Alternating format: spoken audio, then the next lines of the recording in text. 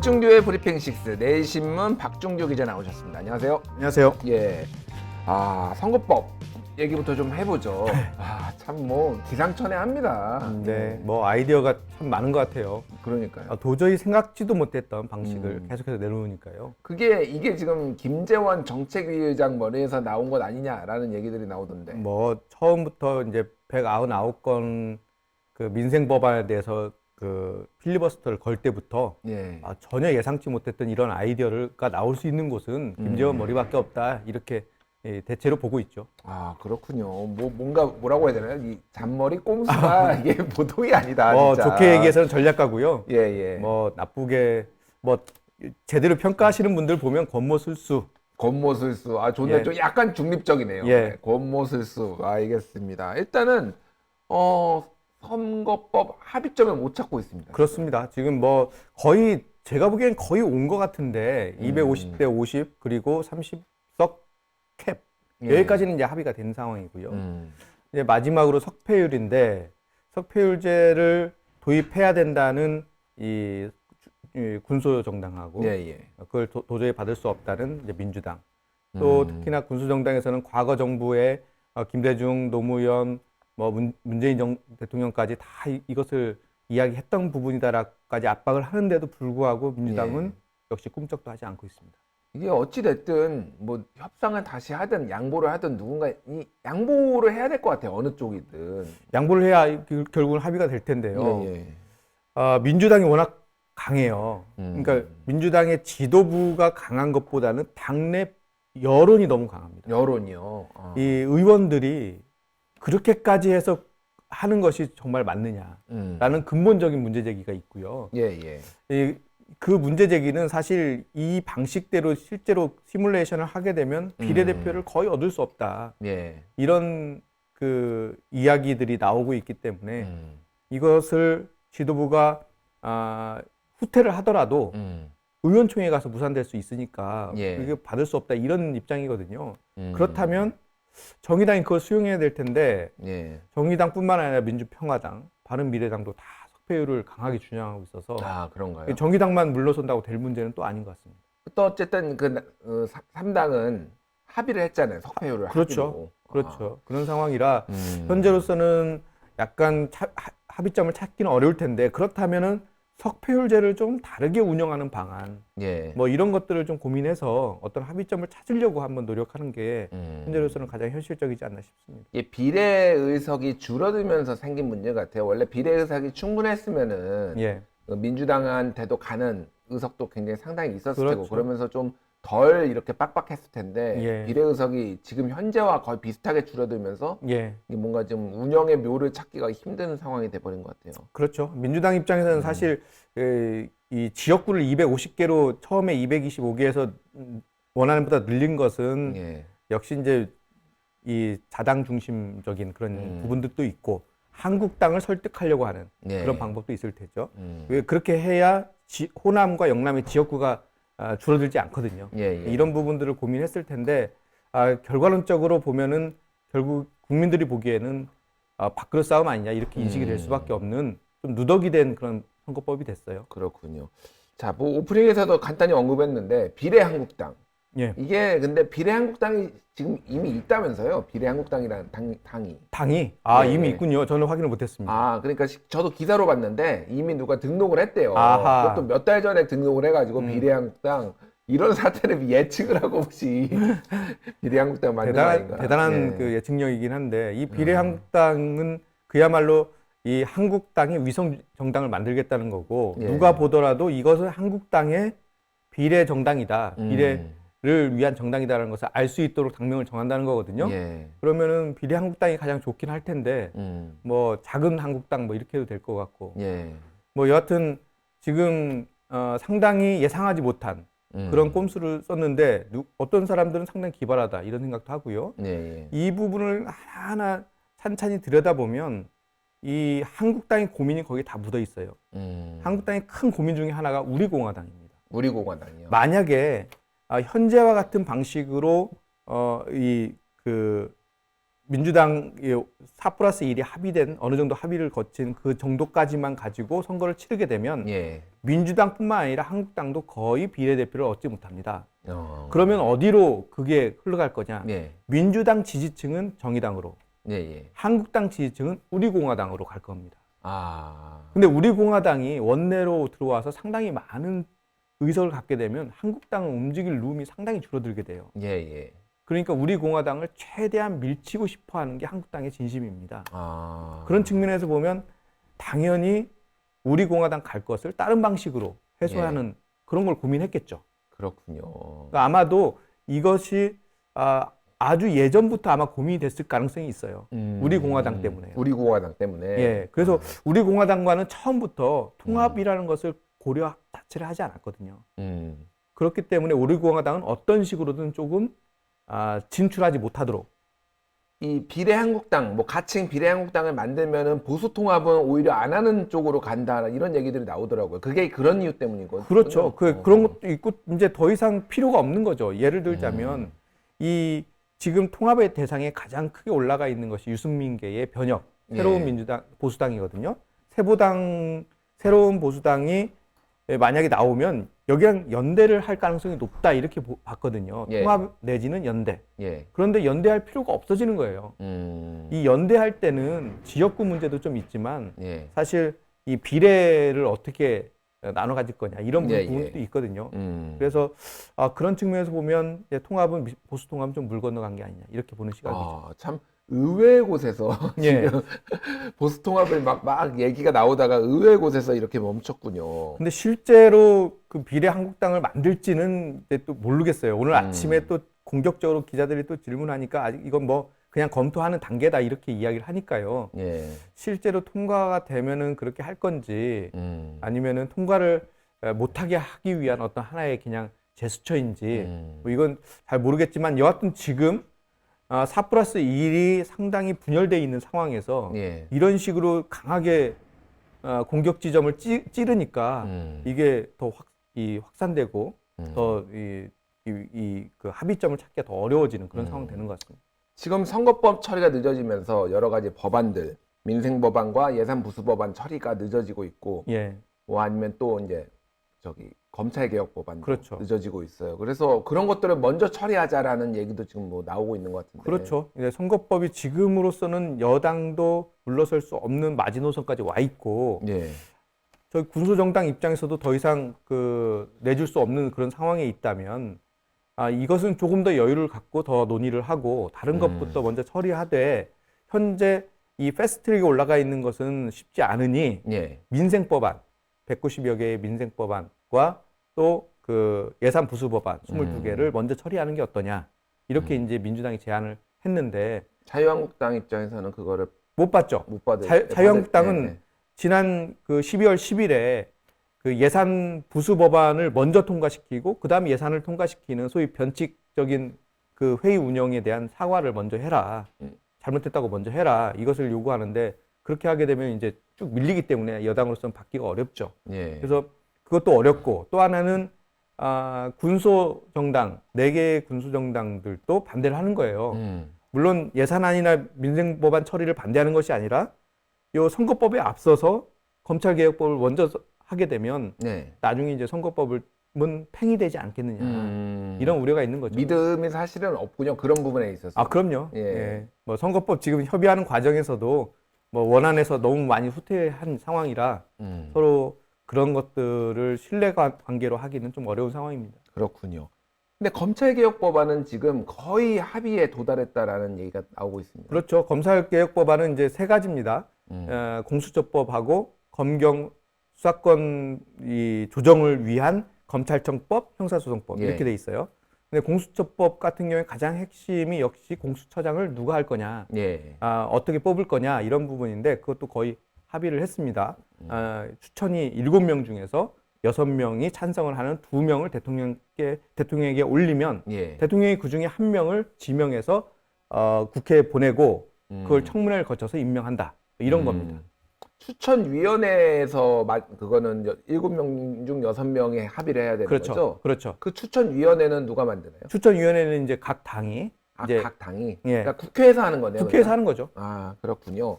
최종 선택은 이제 대통령에게 주는 거죠. 주는 거고. 예. 뭐 여기서 한 명을 올리게 되면은 아무래도 대통령의 이 임명권 자체를 제한하는 것이기 때문에 네. 2명 복수로 하는 것이 지금 얘기가 되고 있는 것 같습니다. 그렇군요. 공수처의 기소 판단에 대해서 심의하는 기소심의위원회. 그러니까 이게 없애기로 했다고. 그러니까 공수처가 이제 기소권과 수사권을 다 갖고 있는 거 아닙니까? 예, 예. 그렇게 되면 이제 기소를 할 때 이 기소를 해야 될지 말아야 될지를 판단해야 되는데 그것을 공수처에 직접적으로 주는 것은 좀 문제가 있을 수 있다. 예, 예. 예를 들어 수사를 했는데 그게 어느 정도 혐의가 있다고 일반인들은 판단을 하지만 공수처가 예를 들어서 그것을 불기소한다고 했을 때 그걸 그럼 어떻게 할 거냐. 예. 그런 경우에는 기소위에 넘겨서 그쪽의 의견을 좀 듣도록 하는 게 어떻겠느냐라는 그런 제안이 있었는데 처음엔 그게 좀 검토가 되다가 결국에는 안 받아들이는 걸로 예. 그렇게 의견을 모은 것 같습니다. 기소심의위원회는 없애는 걸로 하고 예. 이제 공수처의 수사 대상은 거의 확정이 됐어요. 대통령, 그렇죠. 국회의원, 뭐 대법원장이나 수사기관들, 검찰 뭐 이런. 그렇죠. 처음 이제 우리가 관심이 있었던 건 사실 국회의원을 포함시키냐 마냐인데 그렇죠. 예. 결국은 포함을 안 할 수가 없는 상황이 된 거죠. 이제 국회의원만 빼면 예전에도 이해충돌 법안도 그것도 그렇죠. 없애버렸는데 예. 예, 국회의원들 빼면 안 되겠죠. 그렇군요. 자, 검경 수사권 조정 같은 경우에는 어떻게 되나요? 검경 수사권 조정은 이제 조정한다는 것 자체는 크게 문제가 안 되는데 예. 그러면 이 검찰이 수사할 수 있는 범위 예. 이 부분을 어떻게 할 거냐 이게 이제 논란이 됐었어요. 거기에 여러 가지 범죄들이 있는데 특히 요즘 사태와 이 산업의 상황과 관련해서 산업기술 범죄라든가 특허 사건도 포함시키자. 그리고 대형 참사, 네. 우리 세월호 같은 대형 참사나 테러 범죄 이런 것들도 검찰이 수사를 할 수 있도록. 그러니까 그런 것들만 이제 검찰이 수사하고 나머지는 다 이제 경찰에게 넘기자 이런 거죠. 근데 사실 굉장히 많은데요. 그렇게 해도 부패범죄, 경제범죄, 공직자범죄, 선거범죄, 그렇죠. 방사업범죄라고 하면은 일상적인 우리가 얘기하는 형사범죄나 이런 거 빼놓고는 굉장히 많이 들어가는 거 아닌가요? 그런데 일반적으로 지금 경찰이 하는 수사량이 엄청나게 많을 수밖에 없거든요. 예, 그래서 예. 아마 이 조정이 될 텐데 지금 공직자 범죄나 선거 범죄 이 문제는 조금 논란이 있어요. 아직까지는 그것을 검찰이 하도록 해야 될 것인지 예. 경찰에 넘겨야 될 것인지 이런 부분이 있고요. 경찰에 대한 비위는 검찰이 하는 게 낫겠다 이렇게 보고 있는 것 같습니다. 경찰에 대한 비위는 검찰이 한다. 그렇죠. 근데 공수처도 할 수 있는 거 아닌가요? 공처도 할 수 있죠. 근데 예. 고위공직자에 대해서. 고위공직자에 예. 대해서는. 알겠습니다. 검찰이 요구한 경찰관에 대한 징계 요구시 10일 이내 징계 절차 착수하는 규정에 대해서는 어떻게 됐나요? 이게 지금 이제 검찰이 지금 지난번에 논란이 됐듯이 이해찬 대표가 계속 압박도 했지만 자기들의 의견을 가지고 의원들 로비를 했다는 의혹이 있지 않습니까? 예, 거기 예. 내용 중에 포함된 내용 중에 하나예요. 그런데 이 부분에 대해서는 일단은 1+4에서 4+1에서 이제 수용하지 않기로 했고요. 또 검찰의 피의자 신문조사의 증거 능력 예. 이 부분에 대해서도 이 원안에 그대로 있어요. 예, 제안을 하기로 한 거죠. 그래서 검찰에게 그 피의자 신문을 했던 검찰의 기록 이 예. 부분은 증거로 채택이 안 되는 거죠. 검찰이요, 경찰이요? 그러니까 검찰이 이제 조사를 예. 한 내용 예. 이 부분이 이제 증거 능력으로 제시하더라도 그것이 받아들여지지 않는. 원래는 되는 거 아닌가요? 그러니까 원안에서는 그렇게 돼 있었는데 그것이 이제 좀 다시 조정이 좀 된 것 같아요. 그렇군요. 그리고 여기 좀 눈에 띄는 것이 청와대가 검찰 수사에 개입하는 것을 못하도록 명문화한다라는 게 이제 들어갔어요. 예, 이게 뭐 수사 거래 이런 것 때문에 그런 건데요. 예, 그러니까 예. 검찰이나 경찰이 수사하는 내용들을 이제 청와대가 직접 어떻게 보면 지시를 하거나 이런 것들인데 그걸 원천적으로 차단하겠다 이런 내용이거든요. 이제 검찰로부터 보고를 받지도 않고 예. 지시도 하지 않고 또 어떤 협의도 하지 않는 예. 것을 공식적으로 이렇게 문서로 법안에 넣겠다는 겁니다. 공수처법하고 검찰청법에. 그렇군요. 근데 법무부는 이제 검찰로부터 보고를 받잖아요. 그렇죠. 법무부 장관은. 법무부 장관이 만약에 청와대에게 얘기를 하면은 이거는 어떻게 되는 건가요, 그러면?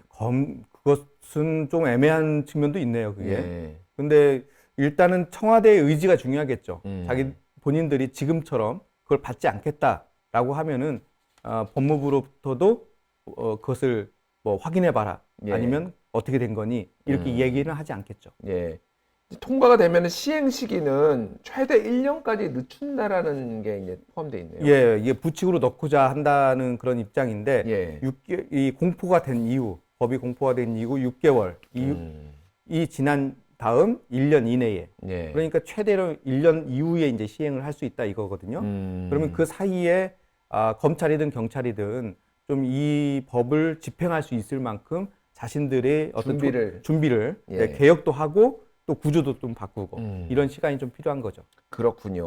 어쨌든 거의 이제 뭐 이거는 진짜 막바지에 달한 것 같아요. 이제 통과만 되면 되는 건데. 예, 그렇죠. 지금 통과가 어려운 상황입니다. 선거법이 아직 합의를 못 봐서. 그러니까 이 정도 오니까 이제 민주당에서도 이 먼저 합의가 된 것부터 처리를 하자 이런 좀 뭐 어떻게 생각하면 좀 합리적인 얘기죠. 예, 그렇게 이제 이야기를 하고 있는데 선거법이 제동을 걸고 있어서 현재로서는 예측하기 좀 어려운 상황입니다. 예. 자유한국당이 여당 의원 8명, 의원을 포함해서 뭐 여러 명을 8명을 이제 고발을 했습니다. 예, 예. 이게 이제 그 송철호 현 울산시장의 경쟁자들을 다른 자리를 내주는 것을 이렇게 조건으로 해서 주저앉히고 선거에 나가지 못하게 하는 의혹 뭐 이런 것들에 대해서 지금 수사를 촉구하는 고발인 거죠. 예, 이게 결국은 이게 송병기 현재 그 경제부시장 예, 수첩에서 나온 얘기입니다. 이게. 예. 그러니까 수첩에 이게 꼼꼼하게 적으신 거죠. 우리도 다이어리 같은데 많이 적잖아요. 그래서 대체로 증거로 가장 많이 사용되는 게 이 수첩. 옛날에 안종범 수첩 너무 꼼꼼하셨죠. 그러니까요. 예, 그분의 수첩 그리고 이제 주로 핸드폰 이런 데서 많이 그 증거가 수집이 되는데 이 송병기 부시장도 이 수첩에 꼼꼼하게 그 일정과 또한 그때 나왔던 이야기들을 꼼꼼하게 적은 거예요. 이제 그래서 그 송철호 시장이 당선되도록 하기 위해서 그 회유를 했고 그 회유의 대가로 뭐 총영사를 제안했다 이런 거거든요. 만약에 그게 사실로 확인되면 선거 개입이고 또 후보자 매수 행위가 되는 거거든요. 예, 그렇기 때문에 그런 부분들을 감안을 해서 한국당이 먼저 치고 나간 거죠. 그렇군요. 예, 고발을 했습니다. 일본 오사카, 그러니까 경선 포기를 대가로 일본 오사카 고베 총영사 등의 공직을 제안했다라는 의혹이네요. 그렇죠. 이제 그때 당시 이제 후보로 나올 수 있었던 임동호 전 최고위원이나 신규명 변호사 이런 부분들을 이것을 주는 대가로 나오지 말라 이렇게 회유했다는 그런 의혹이거든요. 제 기억으로는 예전에 드루킹이 이 오사카 총영사를 요구하지 않았었나요? 그렇습니다. 그러니까요. 네, 갑자기. 저도 이거 보면서 오사카 생각났습니다. 아, 그렇군요. 이게 거기가 뭐 노른자리인가요? 거기 총영사는 그렇게 노른자리가 많지가 않은데 뭐 업무가 많지 않고 좀 이렇게 가깝고 뭐 이런 거 아닌가 싶은데요. 그렇군요. 예. 오늘 검찰이 기재부를 압수수색했습니다. KDI하고 이것도 연관된 거죠? 연관된 거죠. 이 경찰뿐만 아니라 한국당이 지금 사실 신이 난 것 같아요. 뭐 혐의점을 잡았는지 안 잡았는지 모르겠으나 아주 강도 높게 대응하고 있고 속도도 상당히 빠르고요. 오늘 압수수색한 곳은 KDI하고 기재부인데 이 예비 타당성 조사라는 것을 한 곳입니다. 기재부는 그걸 예비 타당성 조사를 총괄하고 있고 이 KDI는 그걸 집행하는 곳인데 예비 타당성 조사는 어떤 국책 사업을 할 때 세금을 집어넣는 사업을 할 때 이게 타당한지 여부를 판단하는 거거든요. 그렇죠. 이제 그래서 그곳에서 지금 울산시에서 그동안 계속해서 주장해왔던 소위 이 그 공공 그 병원이요. 이 부분에 대해서 이 예비 타당성 조사를 해봤다는 거예요. 근데 그 예비 타당성 조사를 해보니까 이게 그동안 큰 문제가 없었는데 선거 직전에 예비 타당성에서 탈락하는 그런 상황을 만들었단 말이에요. 근데 이게 울산시장이 계속해서 김기현 울산시장 그러니까 그 송현 시장과 대항했던 그 전에 자유한국당 소속의 시장. 그 시장이 계속해서 주장하고 펼쳐왔던 사업인데 그게 그냥 안 된 거예요. 예. 선거에 부정적이겠죠. 그렇겠네요. 예. 그러면 이게 어떻게 해서 이게 이루어졌는지 그걸 보기 위해서 오늘 압수수색에 들어간 겁니다. 그렇군요. 예빈 타당성 조사라는 게 뭐 아시는 분은 아시겠지만은 반드시 경제성만 해가지고 하는 건 아니고, 그렇죠. 예, 뭐 이를테면 지역 안배라는 것도 약간 들어가 있고, 약간 대전, 정무적인, 예, 정성적인 평가가 들어가죠. 예, 상당히 들어가는 걸로 이제 알려져 있어서 여러 가지 그 논란도 있었어요. 사실 뭐 예비 타당성 조사 할 때마다. 그러니까 예비 타당성 조사는 사실 경제성만 보게 되면 서울이나 이렇게 대도시는 쉽게 되는데 왜냐하면 경제성 많은 사람들이 이용도 하고 예. 또 그걸로 인해서 주변 혜택도 많아지고요. 음. 그런데 이게 지방으로 갈수록 예. 이 경제성이 떨어질 수밖에 없어요. 예, 예. 그렇기 때문에 그런 또 다른 정무적인 판단을 해야 된다. 음. 그런 것들이 있긴 하거든요. 유명했던 게 예전에 그 호남의 고속철도 네, KTX 그때 노무현 대통령 그러니까 예비 타당성 조사 경제성 조사를 했는데 1이 안 나왔어요. 아. 1이 안 나오면 원래 이제 안 못 하는 되죠. 거거든요. 네. 근데 노무현 대통령이 이거는 내가 책임져 지역 균형 발전을 위해서 이건 해야 된다라고 해서 밀어붙였고 결국은 이제 크게 성공한 사례로 남았죠. 예, 예. 그래서 꼭 경제성만으로 하는 것은 아니다라는 어떤 뭐 사례로 이제 남아 있는데 어찌됐든 이것도 좀 지켜봐야 되겠네요. 그렇습니다. 특검을 민주당이 얘기를 했는데 한 발에 빼는 것 같아요. 예.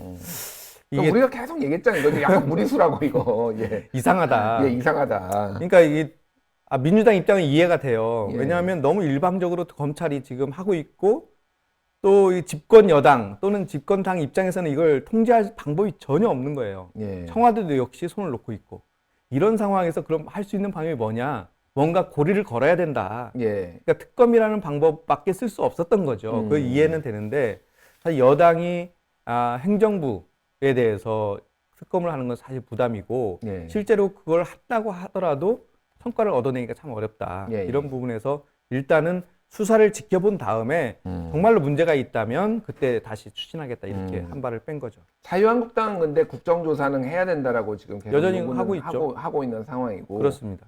알겠습니다. 자, 그건 그러고 우리 지금 패스트트랙 수사는 도대체 어떻게 돼가고 있나요? 저도 궁금해요. 전혀 움직임이 없어요. 예, 아니, 일단은 지금 뭐 조사할 사람은 다 조사한 것 같아요. 예, 예. 그러면은 이 조사가 끝났고 또 검찰로 넘어간 지가 한 3달 정도 됐거든요. 예. 그러면은 이제 할 건 다 한 건데 그 다음 액션이 전혀 보이지가 않거든요.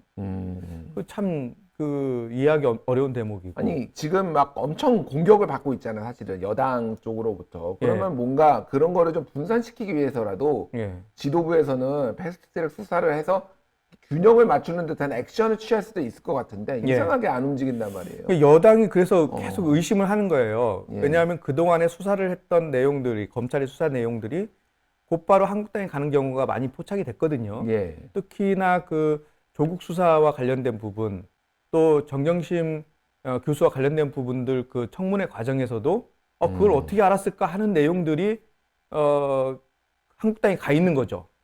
그러면서 이 한국당과의 뭔가 커넥션이 있는 게 아니냐 이런 문제 제기를 계속 해왔고 지금도 이 검찰에서 선거 이후에 이 조사를 하려고 한다, 기소를 예. 하려고 한다, 뭐 이런 얘기까지 나오는 상황이라 어. 민주당 입장에서도 계속해서 문제 제기를 하고 있는데 예. 뭐 답이 없네요. 그렇군요.